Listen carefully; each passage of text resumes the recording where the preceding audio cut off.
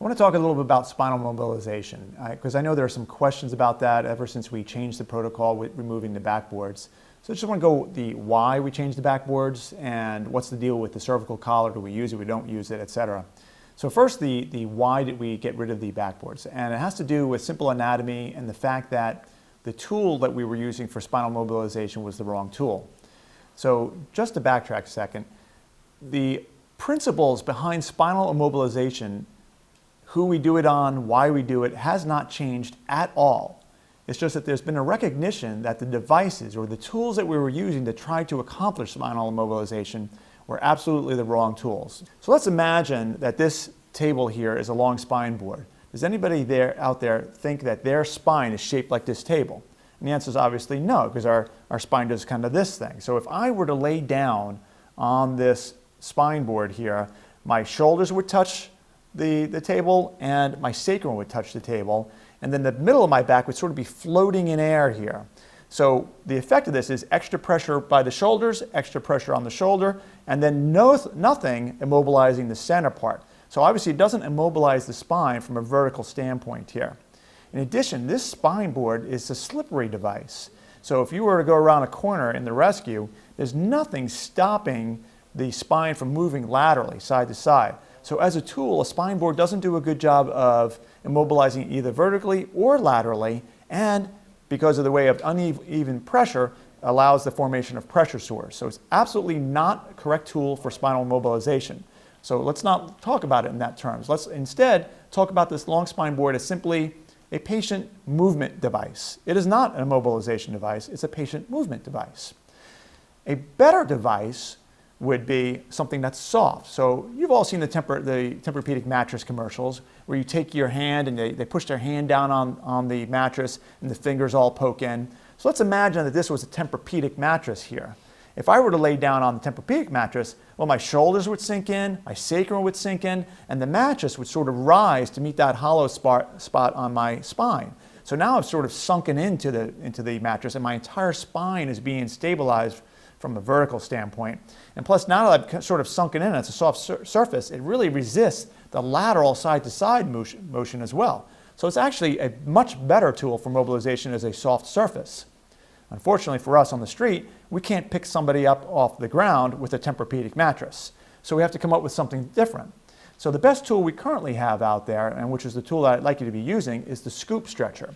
The reason we want to use the scoop stretcher is because the scoop is shaped sort of concave like this, our spine would be down the center of that concave area, so there's not undue pressure on any particular portion of that spine. And it will sort of hug you, the way the scoop is shaped, it'll hug you from the sides, and the pressure points will be along the sides of your body, so there's really no ability to move laterally. So it's a much better tool for mobilizing the spine, especially from the lateral standpoint. And since there's no extra pressure anywhere along the vertical plane of the aspect, it's a better tool from that standpoint. So if we don't have a soft surface, the next best is certainly the scoop, and that's the most practical for us out on the street. So that's why we went from the long spine boards, which is the wrong tool for mobilization, to the scoop stretcher, which is a better tool for spinal mobilization. Now let's talk about cervical spine. Does anybody think that the cervical collar immobilizes the cervical spine? The short answer in the literature is no. It's a very poor tool for that as well. It is still, however, considered the standard of care. Unlike the long spine board, there's a lot of good backup now to say that that is not the standard of care. The National Association of EMS Physicians written a position statement on it, so has the Florida Association of EMS Medical Directors. So we're very comfortable saying that we can move away from the long spine board and go to the scoop. For the cervical collars, however, we don't really have as much sort of large agency backup on that. There's a lot in the literature that says that really it's not the right tool. But let's just imagine the hard collar here. How often have you seen where you put the hard collar on and it's not positioned right and the patient's neck is all the way back like this? Or even worse, they're down like this, their chin's down and the collar comes all the way up to their nose like this. Well, you're not really immobilizing the cervical spine that way. In addition to being poor in terms of immobilization, it complicates airway management and it also compresses the jugular veins. Well, when you compress the jugular veins, you decrease the venous return out of the brain, resulting in increased intracranial pressure. Not a good thing to do for somebody with head trauma. Head trauma is certainly one of the things that we would immobilize the neck for. So it's really not a great tool.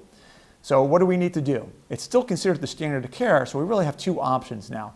One is continue to use it, or two, put in your chart an acceptable alternative. You cannot ignore it because it's standard of care to immobilize.